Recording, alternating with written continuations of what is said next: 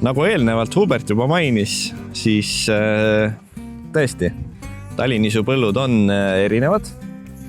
Ka siin leidub väga erineva pildiga põlde. Et antud juhul üks selline varajasemaid külve ja mida on jälle hea näidata, et ega ka liigvarajane külv alati ei ole hea.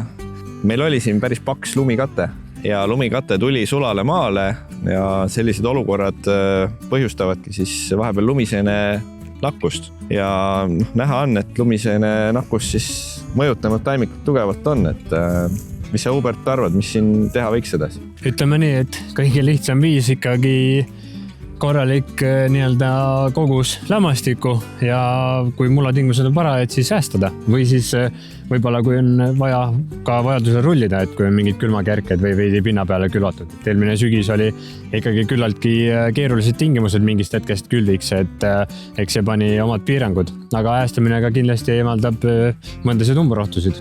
Täna meil kütuseinad muidugi on taevasse kerkinud, iga töö ja samm on nagu väga suurema kuluga kui tavaliselt.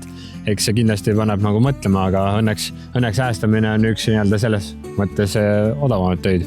Aga jah, ma arvan, et niimoodi saaks selle taime ilusti käima, et aitab tal sellel noorel võrsel siit nende kululehtede alt välja tulla paremini ja mitte nii palju süükest energiat ära kasutada.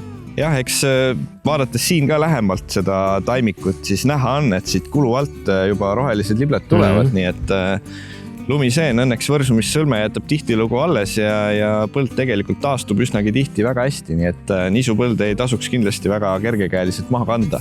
Täpselt.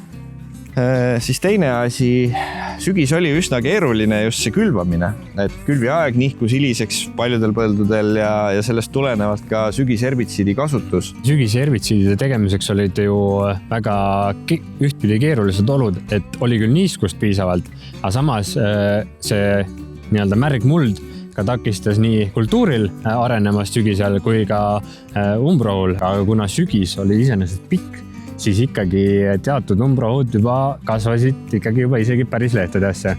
Et siinkohal nagu tuleks tähelepanelik olla, millega ja kuidas pritsima minna, et võib-olla sa oskasid nagu nõu anda, et milliseid kombinatsioone või just kombinatsioone võib laiali lüüa või? No siin on erinevaid lähenemisi, et kes kasutab sellisel juhul, kui tõesti sügisel tõrje ei tegemata. Ehk siis kasutab kevadel mingisugust sulfuroontüüpi lahendust ja siis läheb kõrsumisaegselt siis sellise universaalsema lahendusega, mis tõrjub nii laialehelisi kui kõrelisi.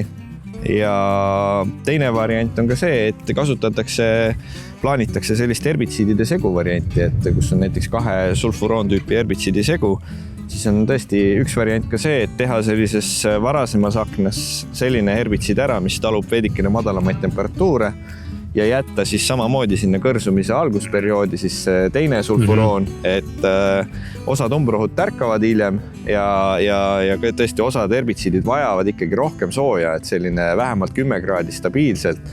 Ehk siis oleks tagatud see, et meil ei tuleks hiljem teist riinet umbrohtu juurde. Jah, ma arvan, et nende mõtetega võikski uuele soojale nädalale vastu minna ja mis ikka põllumeestele soovida?